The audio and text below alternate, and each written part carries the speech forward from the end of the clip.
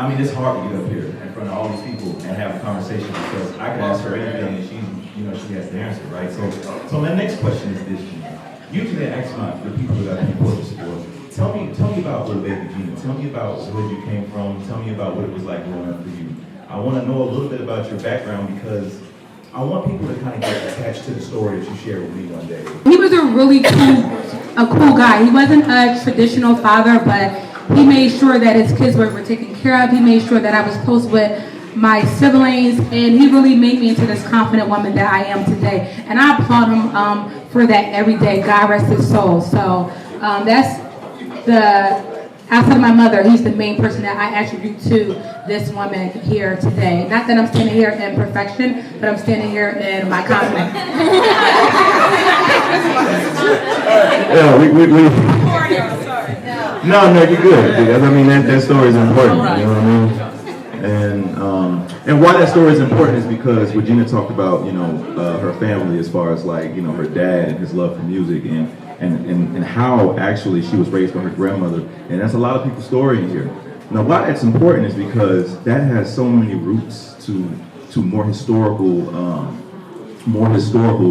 references that shaped our culture. And grandma was such an important and pivotal part of it.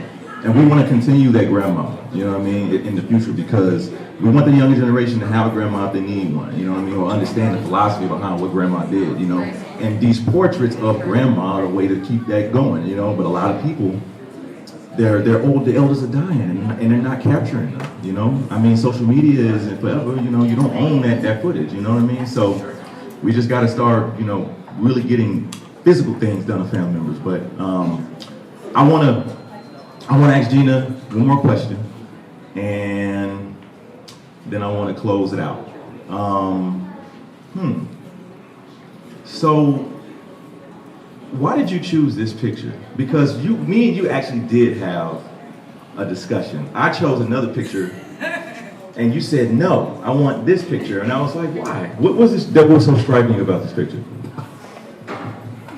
I'll be totally honest. I didn't know what the hell I was doing. I just figured I look good in this portrait on my phone, and I was like, this is what I want to do. Honestly, the picture that he chose would have been the better picture, so that's going to be my next portrait. It was with me, and everybody who knows me know I love a good suit, so I was in one of my, custom tuxedos. That's the one I really should have done, but I love this too. And I think the main reason why I like this photo is because I like how I was looking in the picture, like my eyes. And he captured it. If you were to see the picture, which I want to post on my social media, it looks exactly like the picture. It's amazing that he captured it. And it wasn't even that good of a picture, honestly. So, yeah, so you really did a good job. A great job. You gave me a lot of work to do. I mean, me and my friend, we sat in the studio going back and forth. I would finish some of the portrait. He would walk in, yo, what's that? I'd be like, what you talking about, man? Why is that line there? All right, bro, you know what I'm saying? But he keeps me on my toes, so, I appreciate my partner there. But I want to close this out by making a call to action, to everybody here. And I'm going to read this because I didn't memorize it. I didn't have time. I'm going to try to read it the best I can, thanks to Mr. Smokey Stevens in here. He's my acting coach. Actually, if he's in the room, he was one of the first African Americans to write and star in his own Broadway play, y'all. I don't know if y'all know that about him. And so he's somebody I actually interviewed. He's written books. You just have to have conversations with him and see his performances. I mean, they're amazing. I've never seen anything like it. But this is your night, brother. And you know what? In all due respect to the sister and what have you, I'd like for you to speak about what your plans, your goals, your objectives, because your work is just so beautiful. Yeah. So please, before you close this out, tell us about you. Yeah, because I'm so. It's literally we know you and this is both of you all, but with Gina, where are you going with this? You left California working on a Secret Squirrel project, brought it all the way back here. You've been to Miami, you've been to Atlanta, you've been to Texas, you've been all over the United States doing these portraits. Where the hell are you going with this? Yeah.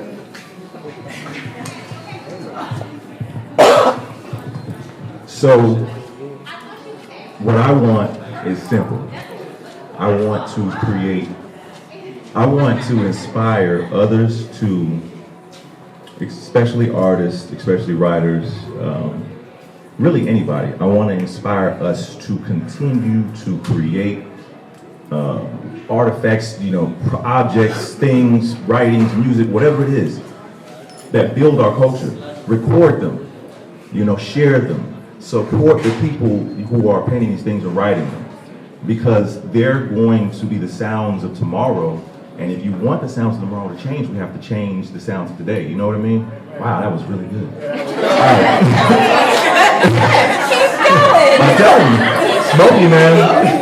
If you need an acting coach. All right, so I guess I'll just do my closeout spiel. I just end this with, I just recently relocated to DC in March of this year.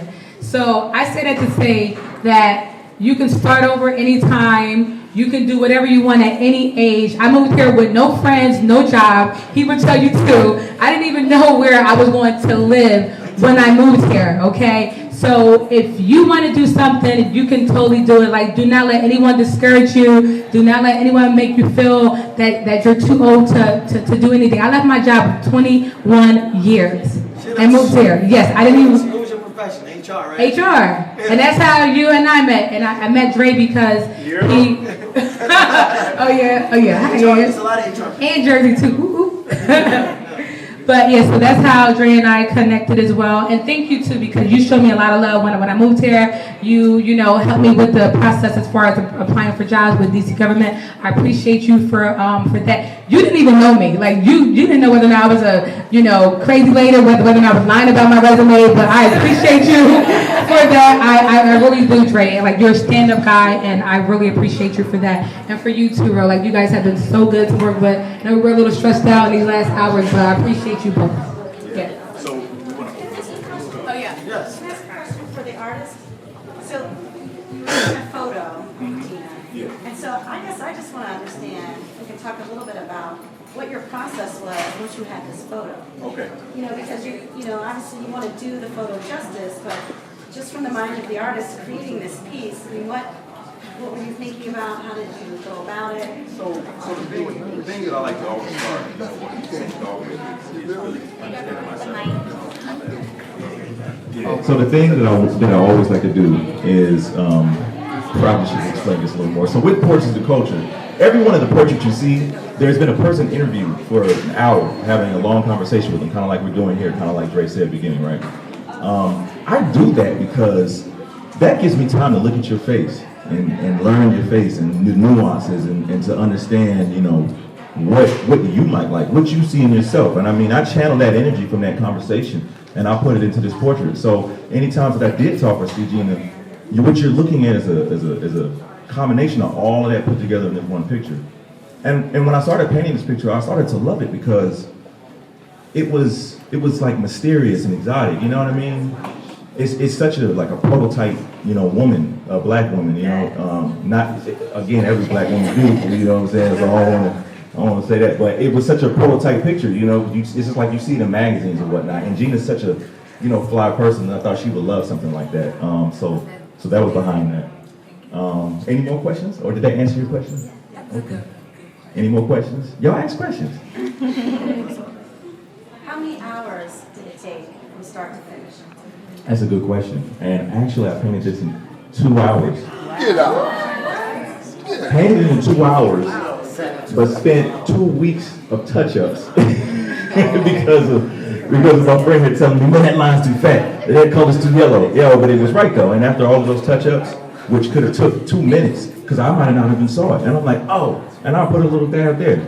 And we did it over a process of 2 weeks until, it kind of built into this. So it's really... He literally has this work on easels, and he'll do the work real fast, and then this work will sit on easels. And then I'll just come in the studio and just say, I don't like that. That looks That looks crazy.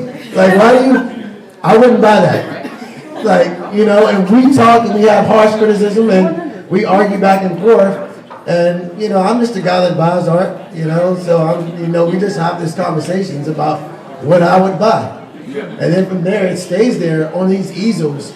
And sometimes they'll stay on the easel, it'll stay on another easel, and we'll just figure it out in 3 weeks. Sometimes it takes a month.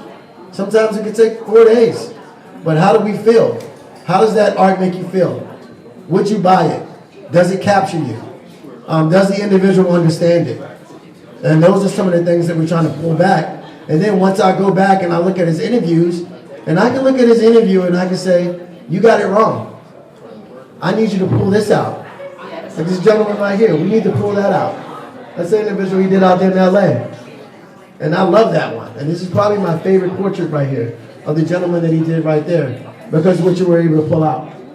And once you go back and you capture these individual stories and you look at their videos, you're beginning to understand it. So I have a question for the people. I have 2 questions. First, where'd you get your suit from? That's the first one. Second, you are inspired by everybody else's story, right? So Gina's story for tonight, Nipsey Hussle, my story, Andre's story, everybody's story, right?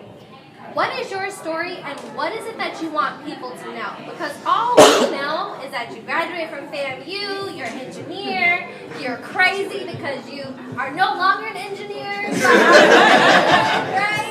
So if your parents were born, they'd probably be cussing you out. But what's your story and what is it that you want us to know? But don't answer that question until you tell us where you got your suit from.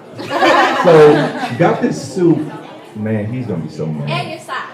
The socks, got the socks from Nordstrom. Got the suit from a black-owned suit store in Pentagon City Mall. Actually, the only one. I don't remember the name of What it. floor? Third floor. The third floor. It won't be hard to find. No, it ain't gonna be hard to find.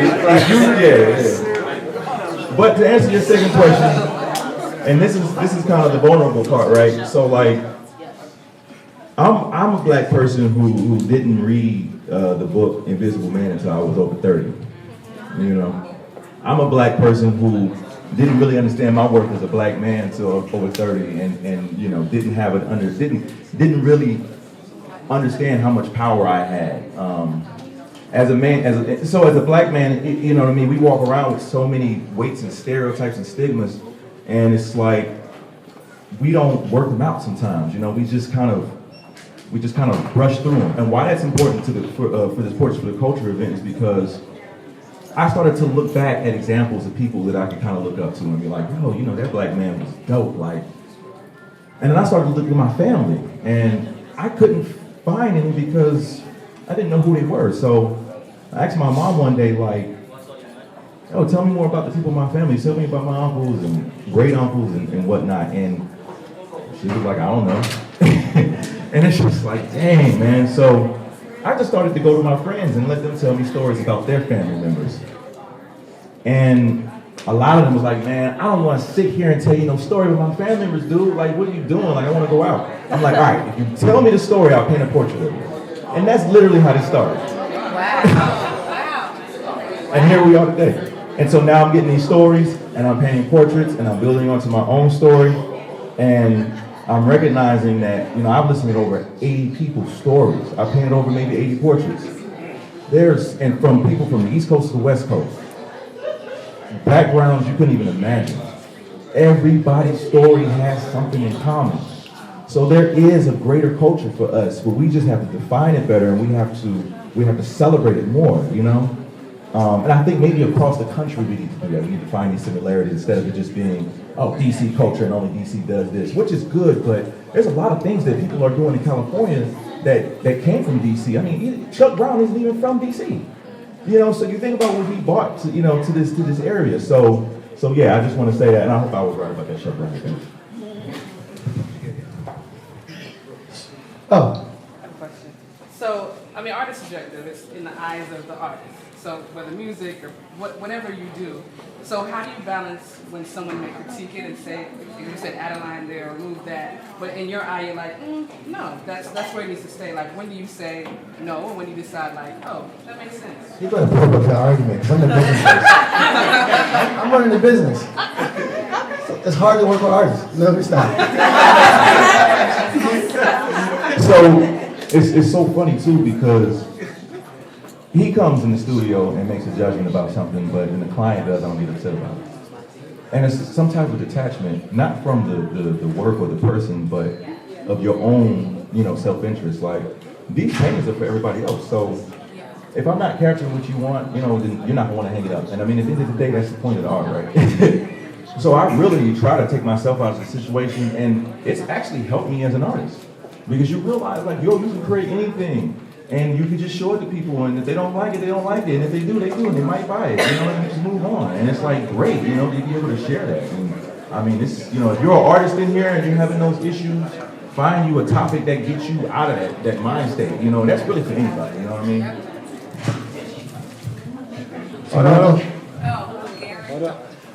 mean? So, as you said, you making thinking visible through the art, evoking a lot of emotions and feelings. I want to just kind of couple her question with mine. Have you ever considered including an excerpt of those people's stories beside the art? I mean, she's coming right here. Well, if you want to do it, pay me for that. I'm just playing. But no, I think it's a great idea, because we can look at this and we can make it be whatever we think it is. Yeah. But I think it's even more powerful to know what Gina was thinking or feeling at this time and why this picture depicts that. It might be a good way to, So right now we do have a YouTube series, and if you can follow Ro on YouTube, he does have the stories and the interviews there. Eventually, once we get it, because right now we're funding ourselves. A lot of people don't understand, we don't have a grant. We don't have corporate sponsor. The airplane tickets are on us. The supplies is on us. Everything that we do, barring Gina, this event, everything is on us. The goal is to get it in the galleries. And when we do have enough money for those funding and we have to do those things, we will capture those small stories beside it. We've gone all over the country looking at galleries, and I'm taking my 5-year-old. And we go all over the United States. We go into art galleries and museums. He's like, Dad, I want to go to a museum. And that's what we do. And then from there, I'm learning. Because I'm new with this and I'm learning, and eventually we want to get there. But some of the visual storytelling we do have on YouTube, and eventually, hopefully, man, we get picked up, and Ro gets picked up, and he's going to end up there, and you're going to see his work there. And when he gets picked up, we all get picked up, because then we're going to say, hey, you can go see yourself at the Modern Art Museum in New York. And you have your portrait hanging there. So although he did a series about you, and you'll see yours, we're going to say, hey, you signed that non-disclosure. We need to borrow your work real quick. We know it's on your wall. But guess what? It's going to New York in an art gallery, and please tell your family to come see it. And that's you. You don't see ordinary people in galleries. You don't see that. And then beside that, you'll see your story. We hear about the LeBron James and Michelle Obamas and all that, but wouldn't it be dope to see your story in a museum? And we have that, and that's the goal. That's why we want to do this. Take the ordinary people there.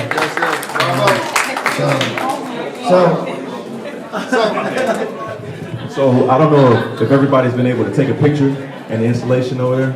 You take a picture in the frame, hashtag it, post it to Instagram, and then we're gonna randomly draw one of the names and give them a free print tonight. So we'll let the winner know. We'll message them. But yeah, take a picture, hashtag it, bam. So again, on the art, please see me if you want a piece of the art, if you want to talk about art, if you want to do something new. Please see me on that, and thank you for everyone that's brought. My friend, brother in the back, he's definitely picked up a piece. We have individuals that are picking up more pieces. People to follow. All right, so I see a lot of black women in the room, and there was a black woman in particular that kept me in DC, who hired me. Her name is Director Stokes, Director Sean Stokes. She's right here. So Sean Stokes is the reason why I stayed in DC, and she is basically for the culture. She's all shit of the culture. Like, she cares. She puts on, she gives young people opportunity. She gives young black women opportunity. She gives anybody the opportunity that's trying to see well. She gave me my opportunity, and she helped get the rest of my career going and started out in the military. So I definitely appreciate her for that. She also did one of a dope women's art event that she's done, and I think you did that last week. And she did that last week when she had over 115 people there, to include black-owned women. So please stop by and talk with her. She's going to be doing another one, and she's much further ahead than us. So we're mimicking her right now. So we definitely appreciate her. Thank you.